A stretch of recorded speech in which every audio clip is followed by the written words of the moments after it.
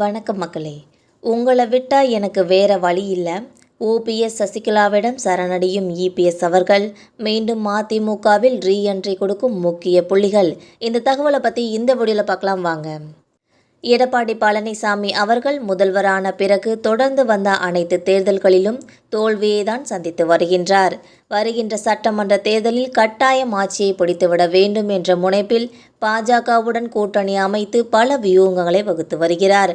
அதே சமயம் தனக்கு எதிராக கட்சியில் குரல் கொடுப்பவர்களை ஒவ்வொருவராக அதிமுகவில் இருந்து இபிஎஸ் அவர்கள் நீக்கி வருகிறார் என்பது குறிப்பிடத்தக்கது.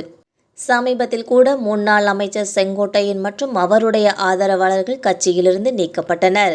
மறுபக்கம் கட்சியிலிருந்து வெளியேறிய முக்கிய நிர்வாகிகளை இணைக்கும்படி பலரும் பரிந்துரை செய்து வருகிறார்கள். ஆனால் அதற்கு இபிஎஸ் அவர்கள் ஒப்புக்கொள்ளவில்லை. மாறாக நடிகர் விஜய் மற்றும் சீமான் மற்றும் பிரேமலதா கூட்டணியில் இணைவார்கள் என்று எதிர்பார்க்கப்படுகிறது. அதிலும் இவர்களில் நடிகர் விஜய் மீது மட்டும் அசாத்திய நம்பிக்கை இருந்தது. ஆனால் இவர்களின் கூட்டணி பேச்சுவார்த்தை ஆரம்ப கட்டத்தில் முடிவுக்கு வந்துவிட்டதுனே சொல்றாங்க. இதனால் வருத்தமடைந்த எடப்பாடி பழனிசாமி அவர்கள் அதிமுகவையே மீண்டும் வலுப்படுத்தலாம் என்ற நோக்கத்தில் உள்ளார் என்பது தெரிய வருகிறது.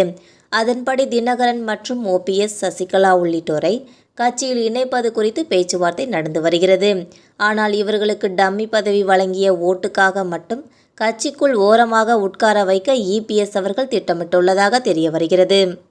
இதற்கெல்லாம் ஒத்துவரும் பட்சத்தில் கூட்டணி அமைக்கப்படும் என அதிமுக கட்சிக்குள் சில முக்கிய தலைகள் பேசி வருகிறார்கள்.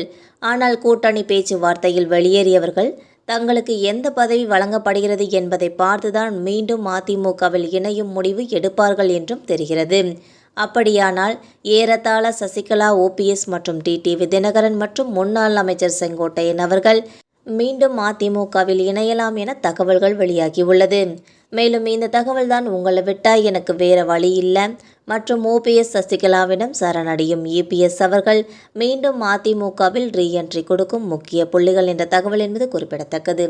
இந்த வீடியோ உங்களுக்கு பிடிச்சிருந்தா மறக்காமல் சப்ஸ்கிரைப் பண்ணி பெல் ஐகானை கிளிக் பண்ணி வச்சுக்கோங்க. அப்போ தான் நம்ம போகிற டெய்லி வீடியோஸ் உடனுக்குடன் நோட்டிஃபிகேஷனாக வந்து சேரும். தேங்க்யூ.